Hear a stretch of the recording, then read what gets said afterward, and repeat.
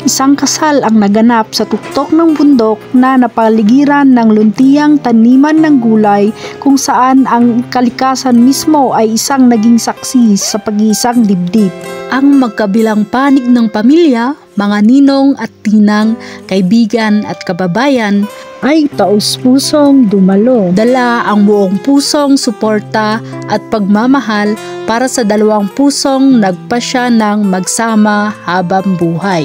Habang isinasagawa ang seremonyas ng kasal sa simbahan, abala na rin ang mga kusinero at kusinera sa paghahanda ng libreng pananghalian o kung tawagin namin ay wat-wat. Isang tradisyong hindi nawawala sa mga kasalang puno ng pagmamahal at bayanihan.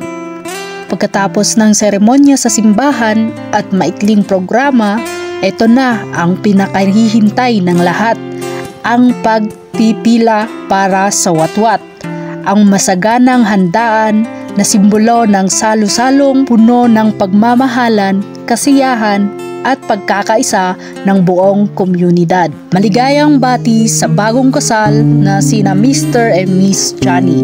Naway maging masaya, matatag at puno ng pagmamahal ang iyong bagong yugto bilang mag-asawa.